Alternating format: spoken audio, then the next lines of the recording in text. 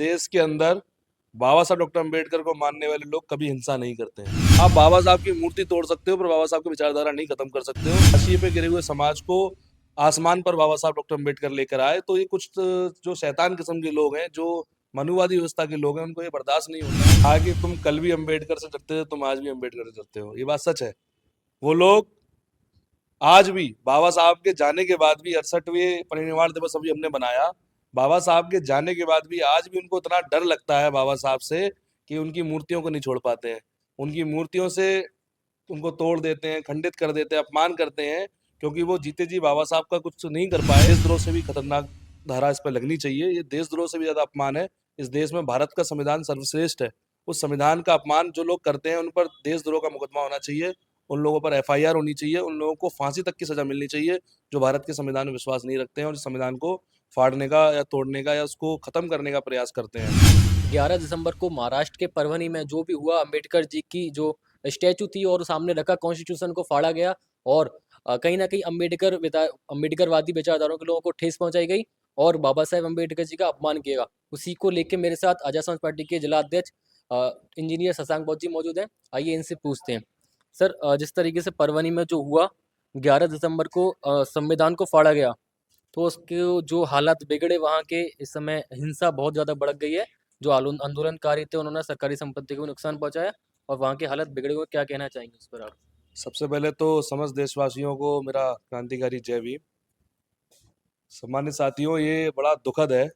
आज़ादी के 75 वर्ष बाद भी इस देश के अंदर दबे कुचले शोषित पीड़ित वंचित समाज के मसीहा और संविधान के निर्माता, हम सबके मुक्तिदाता परम पूज्य बाबा साहब डॉक्टर अम्बेडकर के द्वारा लिखा हुआ भारत का संविधान, जो दुनिया का सर्वश्रेष्ठ संविधान है, उस संविधान को कुछ भी आज भी कुछ लोग जो असामाजिक लोग हैं, जो भारत के संविधान में विश्वास नहीं रखते हैं, जो वर्णवादी व्यवस्था में विश्वास रखते हैं, जो मनुवादी व्यवस्था में विश्वास रखते हैं, ऐसे लोग आज भी भारत के संविधान का अपमान करते रहते हैं। ये बहुत दुखद है। जो महाराष्ट्र के पनवड़ी जिले में हुआ, ये बहुत दुखद है और चिंतनीय और सोचनीय है कि हम लोग आज आज़ादी के 75 वर्ष मना रहे हैं और संविधान को भी लगभग 70 साल होने वाले हैं इस देश में, और उसके बाद भी आज भी भारत के संविधान से लोग छेड़छाड़ करते हैं। ये मुझे लगता है कि ये देशद्रोह से भी खतरनाक धारा इस पर लगनी चाहिए। ये देशद्रोह से भी ज्यादा अपमान है। इस देश में भारत का संविधान सर्वश्रेष्ठ है।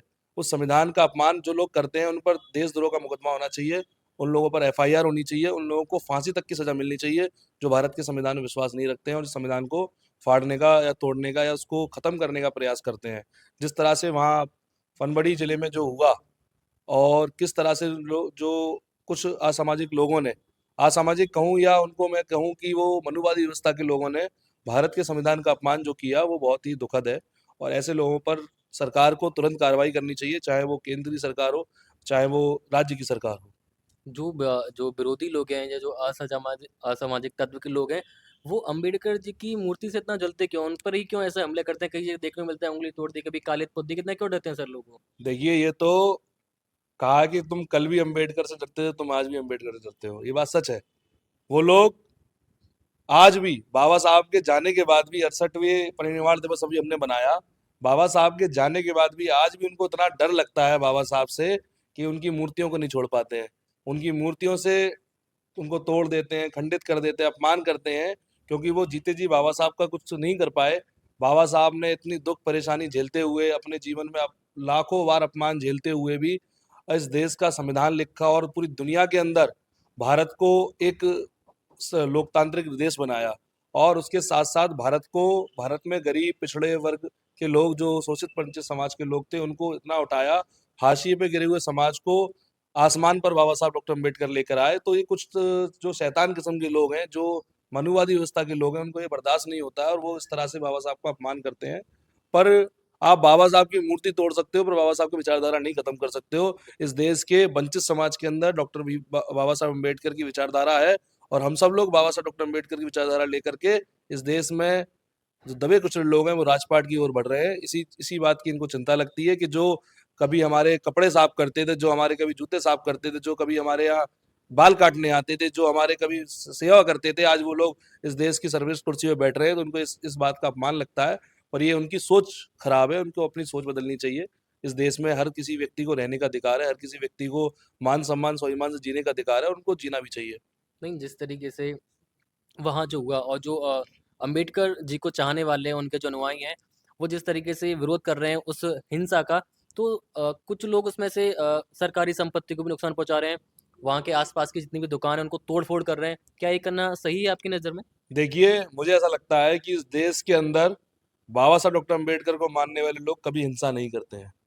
वो लोग भारत के जो बाबा साहब को मानते हैं, वो भारत के संविधान को मानते हैं, और संविधान मानने वाले लोग कभी भी हिंसा का समर्थक नहीं करते हैं। ये जो लोग तोड़-फोड़ कर रहे हैं, वो हमारे गुट में घुस करके कुछ मनुवादी लोग हैं, जो हमारे लोगों को बदनाम करना चाहते हैं, जो अम्बेडकरवादी मूवमेंट को बदनाम करना चाहते हैं, बाबा साहब के अनुयायियों को बदनाम करना चाहते हैं, उनके खिलाफ कार्रवाई कराना चाहते हैं। इस तरह से कुछ लोग घुसपैठ करके, जो मनुवादी व्यवस्था के लोग हैं, जो तथाकथित उच्च जाति के लोग हैं, वो लोग हमारे लोगों में घुसपैठ करके और तोड़-फोड़ कर रहे हैं और सरकारी संपत्ति को नुकसान कर रहे हैं।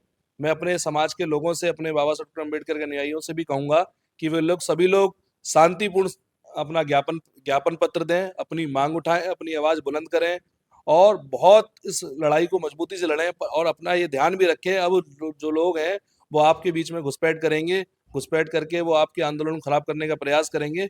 मैं आप लोगों से भी निवेदन करना चाहता हूं कि आप लोग बहुत शांतिपूर्ण होकर के और सचेत होकर के अपना आंदोलन पूरा कीजिए। पूरे देश का, भारत का हर अम्बेडकरवादी आपके साथ है, हर चीज में हम लोग आपके साथ हैं। भीम आर्मी, आजाद समाज पार्टी, भाई चंद्रशेखर आजाद जी आपके इस आंदोलन के साथ हैं। अच्छा, जिस तरीके से मेरा आखिरी सवाल, बहन कुमारी मायावती जी ने भी इस घटना पर आवाज़ उठाई और चंद्रशेखर आज़ाद जी में भी उन्होंने आवाज़ उठाया। क्या चंद्रशेखर आज़ाद जी उस घटना परभनी महाराष्ट्र जाएँगे क्या? ये तो माननीय राष्ट्रीय अध्यक्ष जी खुद बताएंगे, पर जाएंगे। और नहीं भी गए तो वहां से हमारी जो महाराष्ट्र की पूरी टीम है, वो पूरी टीम इस पर नजर बनाए रखी हुई है और पूरी टीम उनके आंदोलन के साथ है। जो आंदोलन कर रहे हैं उन लोगों के साथ है। ऐसे लोगों को फांसी से नीचे सजा नहीं मिलनी चाहिए, जो भारत के संविधान का अपमान करते हैं, जो बाबा साहब डॉक्टर अम्बेडकर का अपमान करते हैं। ऐसे लोगों को संविधान, जो सबसे संविधान है और सबके लिए संविधान है, और उसका जो सम्मान नहीं करते हैं, ऐसे लोगों को फांसी की सजा मिलनी चाहिए। और उसको लेकर के हमारी पूरी महाराष्ट्र की टीम, आजाद समाज पार्टी और भीम आर्मी की, इसमें लगी हुई है। और भाई चंद्रशेखर आजाद जी भी जल्द से जल्द महाराष्ट्र पहुंचेंगे और वो उस आंदोलन में उनके साथ खड़े हैं। मेरे धन्यवाद। तो धन्यवाद। जिस तरीके से देखा, अध्यक्ष जी ने कहा कि जो लोग जिस तरीके से असामाजिक तत्व के लोग हैं, जो हिंसा कर रहे हैं, तोड़-फोड़ कर रहे हैं, कहीं न कहीं वो विरोधी पार्टी के लोग हो सकते हैं, विरोधी संगठन के लोग हो सकते हैं, अम्बेडकर के विरोधी हो सकते हैं, क्योंकि अम्बेडकर को चाहने वाले, मानने वाले, उनके अनुयायी कभी भी हिंसा नहीं करते हैं। तो आप देखते रहिए आगरा न्यूज़ जंक्शन। मिलते हैं अगली वीडियो। नमस्कार।